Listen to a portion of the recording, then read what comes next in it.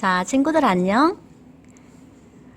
벚꽃이 아주 아름답게 핀 계절이에요. 그렇지만 이번 봄은 우리 친구들이 밖에 잘 나오지도 못하고 친구와 선생님도 만날 수가 없는 그런 좀 이상하고 한 번도 경험하지 못한 그런 봄이에요.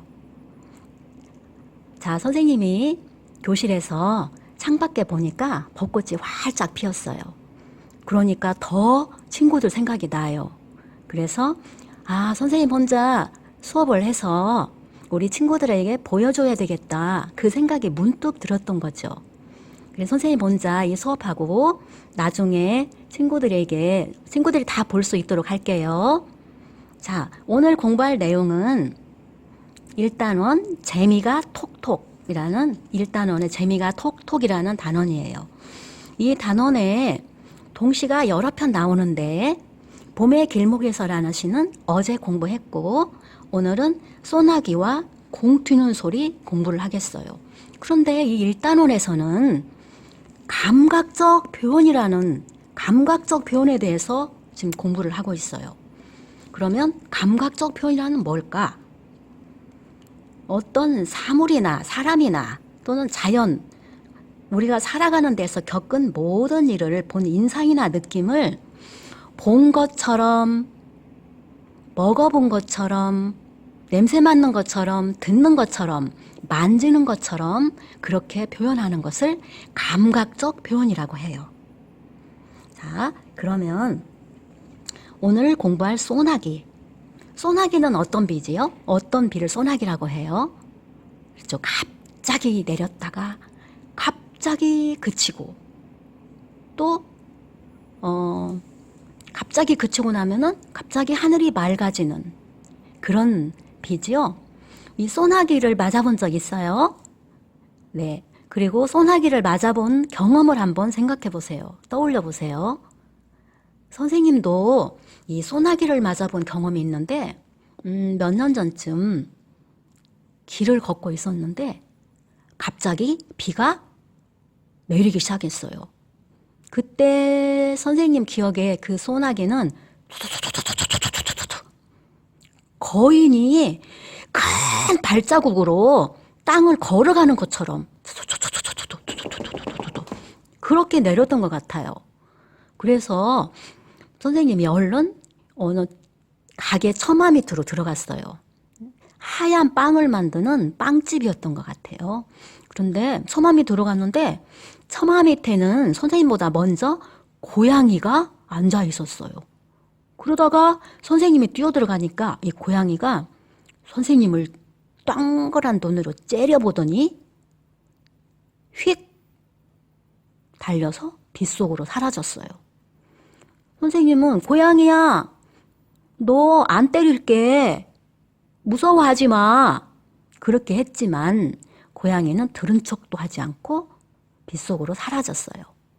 자, 이렇게 소나기 하면은 떠오르는 그런 경험이 있는데 오순택 선생님은 어떤 경험을 하고 있나 한번 볼까요?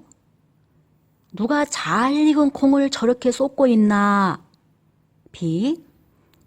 잘 익은 콩이 쏟아지는 소리 들어봤어요? 그래서 선생님은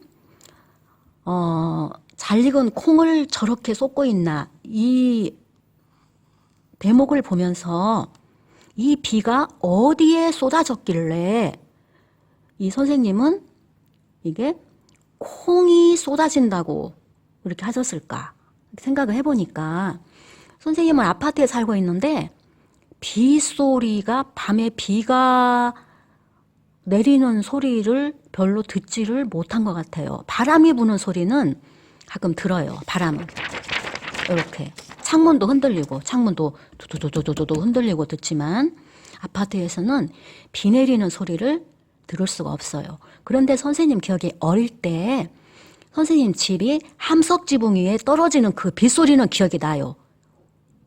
그러고 보니까 그 소리였구나. 그 소리를 듣고 나는 콩을 쏟는 소리라고 생각을 하지 못했는데 이 글을 쓰신 분은 그렇게 생각을 했구나. 하고 선생님이 사람마다 다 느끼는 게 다르구나 이렇게 생각을 했어요. 그리고 여러분께 소리를 하나 들어줄 테니까 한번 들어보세요.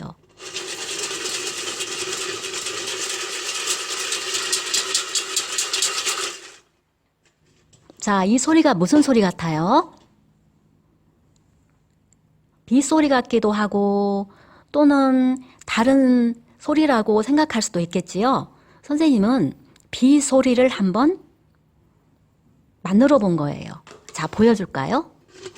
이렇게 빨대를 통 속에 넣고 흔들었더니 빗소리가 나왔어요. 마치 콩 볶는 소리, 볶은 콩이 떨어지는 소리와 조금 비슷하기도 해요. 그런데 이연에서는 또로록 마당가등 실로폰 소리가 난다고 했어요. 실로폰. 앞에는 콩소리, 뒤에는 실로폰 소리. 요게 다 빗소리를 나타내는 거지요. 이렇게 비를 보고 소나기를 보고 콩 쏟는 소리, 실로폰 소리 이렇게 표현하는 거를 뭐라고 해요? 감각적 표현이라고 하지요. 그러면 실로폰 소리를 한번 들어볼까요? 실로폰 소리. 실로폰 소리를 들으면서 어떤 면이 이 빗소리와 닮았는지 한번 봅시다.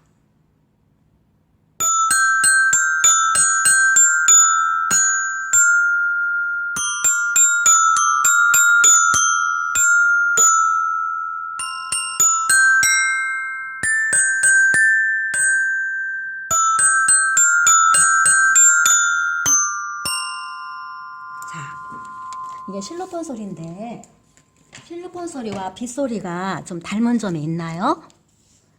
네.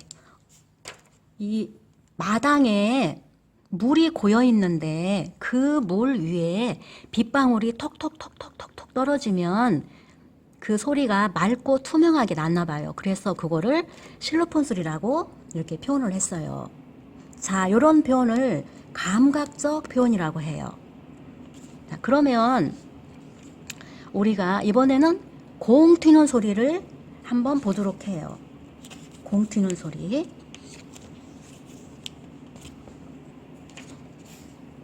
자, 일단 신영건 선생님이 쓰신 공 튀는 소리를 한번 다 같이 읽어봅시다.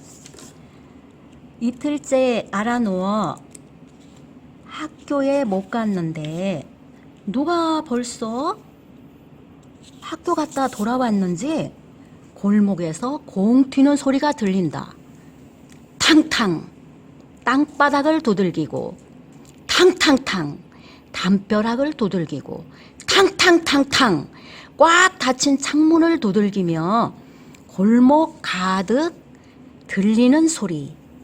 내 방 안까지 들어와 이리 튕겨다니고 저리 튕겨다닌다. 까무룩 또 잠들려는 나를 뒤흔들어 깨우고는 내 몸속까지 뛰어들어와 탕탕탕 내 맥박을 두드린다. 자, 이런 동시예요. 그런데 이 시에서 말하는 주인공은 지금 무엇을 하고 있어요? 네, 이틀째 알아누워서 학교에도 못 갔어요. 학교에도 못 가고 지금 까무룩 잠들려고 하고 있지요. 그런데 누가 벌써 학교 갔다 돌아왔는지, 나는 학교도 못 갔는데 누가 벌써 돌아왔는지 골목에서 공 튀는 소리가 들려요. 골목에서 공 튀는 소리가 들려요. 근데 어떻게 들리냐? 처음에는 탕탕 하고 땅바닥을 두들겼는데 그 다음에는 탕탕탕 하고 담벼락을 두들겨요. 그리고 탕탕탕탕 하면서 꽉 닫힌 창문, 이 창문은 내 방의 창문이죠. 이렇게 소리가 들려요. 그러더니 결국에는 내 방 안까지 들어와서 이리 튕겨다니고 저리 튕겨다닌다고 했어요. 자, 그러다가 나를 뒤흔들어 깨우고는 내 몸속까지 들어와 내 맥박을 두들긴다. 내 맥박을 두들긴다라는 표현을 했어요. 자, 그러면 이틀째 나는 학교도 못 갔는데 친구들이 와서 탕탕 공놀이를 지금 하고 있어요. 아마 골목에서 하나, 놀이터에서 하나. 어쨌든 그 소리는 다 땅바닥에서 나다가 담벼락을 지나 내 방 창문을 지나 내 방 안까지 들어와서 나를 잠들지 못하게 해요. 그리고 끝내는 나를 뒤흔들어 깨우고 내 몸속까지 들어와서 내 맥박을 두들기는데, 여기서 자, 재미있게 표현된 감각적인 표현을 한번 찾아보세요. 재미있게 표현된 여러분들이 생각하는 감각적인 표현이 무엇인가?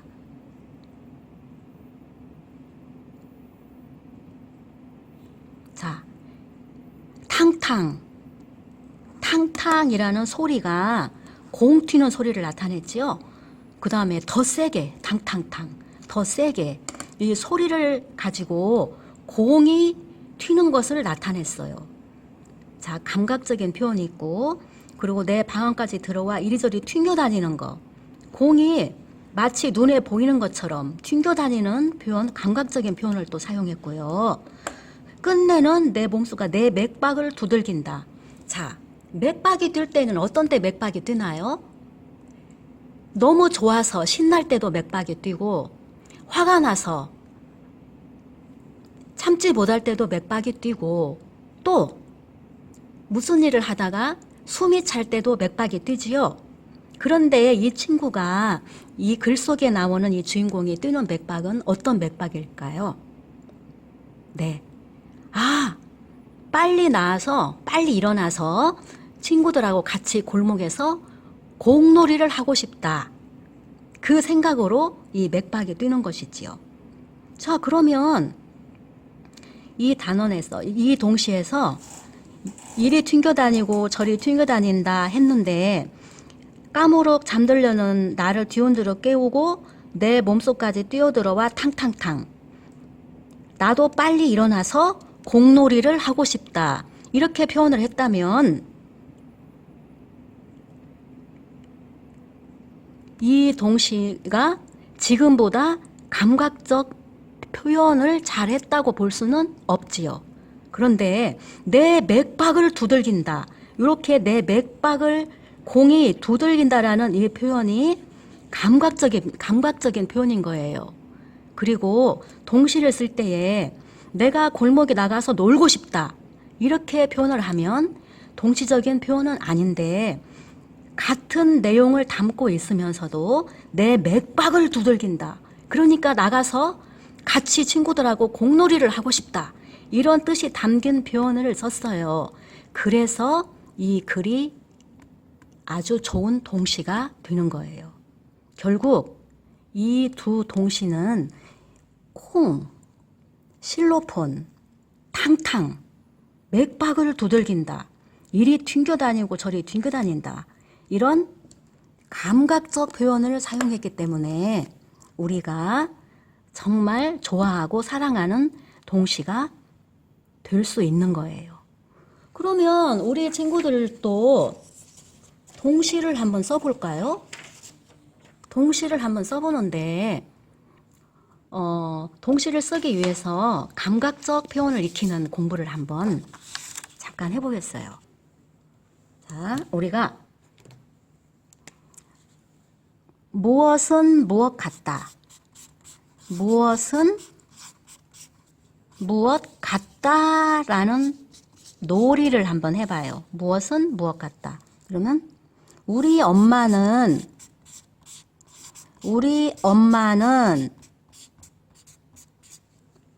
무엇 같다.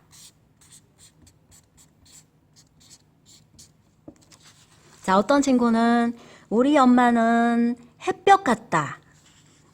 우리 엄마는 햇볕 같다. 햇볕.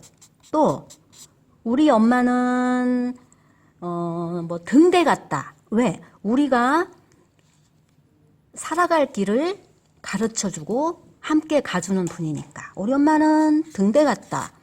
이렇게 할 수도 있고, 또 내가 공부를 안 하고 책도 안 읽고 해서 엄마한테 맨날 짜증만 듣는 친구들은 우리 엄마는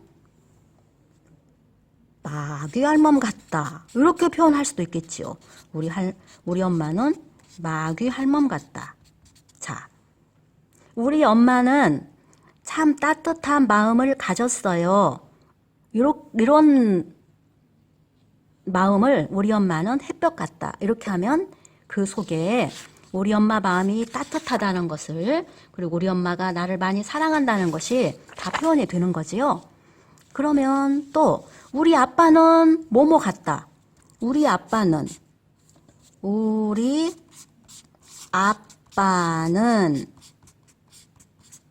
뭐뭐 같다. 자, 여기에도 우리 아빠 하면 떠오르는 여러 가지 생각들이 있을 거예요. 우리 아빠는 나무 같다. 왜? 그 나무는 비가 오면 피할 수 있고, 또 더울 때는 그늘도 주고, 또 때로는 과일도 따먹을 수 있고, 그래서 우리 아빠는 우리에게 편안함과 또 먹을 것도 입을 것도 다 주는 사람. 그럴 때는 우리 아빠는 나무 같다 라고 할 수 있고, 또 우리 아빠는 아빠가 없으면 나는 살 수 없을 것 같아. 그러면 우리 아빠는 공기 같다. 공기. 우리 장난감 하는 공기 말고 숨 쉴 때 하는 후 공기. 우리 아빠는 공기 같다. 이렇게 할 수가 있지요. 그러면 다시 우리 이 소나기 동시로 가서 우리가 소나기 하면은 떠오르는 걸 한번 생각해 봅시다. 소나기. 나는 소나기를 보면 뭐가 떠오른다. 나는 소나기를 보면 뭐가 떠오른다. 자, 여기에 우리가 각자 자신의 경험을 통해서 뭔가 떠오르는 그 단어나 또는 말을 넣을 수 있어요. 선생님은 소나기를 보면 대나무가 떠올라요. 푸른 대나무가. 푸른 대나무. 자, 대나무 밭에 대나무가 쭉, 여기 대나무가 쭉 이렇게 서 있어요. 선생님은 대나무 숲에 가면 나무 소나기가 내리는 것 같은 그런 느낌을 가져요. 푸른 대나무 변 소나기가 떠오르고, 또 선생님은 또 소나기가 내리잖아요. 하늘에서 이렇게 소나기가 쭉쭉쭉쭉쭉 내린다고 하면 이 사이사이에 물방울들이 또 있을 거라고요. 물방울도 여기도 있고, 물방울이 여기도 있고, 여기도 있고, 여기도 있고, 여기도 있고, 여기도 있고. 이 물방울들이 철철철철철철 노래를 부르면서 떨어지다가 아까 이 소나기 시에서 나오는 것처럼 마당에서 떨어져 갖고 실로폰 소리를 내고, 그러지 않을까? 그래서 소나기가 내리는 날 악보가 떠올라요. 소나기 떠오르는 악보. 자, 이렇게 사람마다 다른 감각을 지니고 있어요. 선생님이 소나기를 보면 대나무 또 악보가 떠오르는 것처럼 친구들도 소나기를 생각하거나 보면 떠오르는 어떤 장면이나 또는 이미지, 느낌이 있을 거예요. 그거를 표현해서 글을 쓰면 그게 감각적 표현으로 쓴 글이 돼요. 자, 이 시간에 선생님이 우리 재미가 톡톡 1단원에서 감각적 표현을 사용해서 쓴 소나기와 공 튀는 소리를 공부해 봤어요. 다시 한번 소나기와 공 튀는 소리를 가족들과 함께 한번 낭송해 보고 또 같이 이 동시를 외워보면 아주 좋아요. 동시를 외우면 마음이 맑고 밝아져요. 자, 그럼 다음 시간에는 아기 고래, 강아지 풀, 그리고 산샘물을 우리 이 산샘물이라는 국어와 국어 활동에 나오는 동시를 공부할 건데, 내일은 특별히 이 중에서 동시 하나를 택해서 노래로, 동요로 만들어 보는 공부를 하겠어요. 동요로 만들어 보는 공부를 할 테니까 기대하시고, 오늘 또 책도 많이 읽고 손도 깨끗이 씻고 방 안에만 있다고 움츠리지 말고 맨손 체조 또 하고, 그 다음에 빨래도 반듯하게 개어놓고, 엄마 설거지가 힘들어 보이면 엄마 설거지도 도와드리고, 아빠, 엄마, 할머니, 할아버지 어깨도 주물러 드리면서, 그리고 오늘 공부한 동시도 한번 외워보면서 그렇게 즐거운 하루를 보내기로 해요. 자, 친구들 모두 안녕.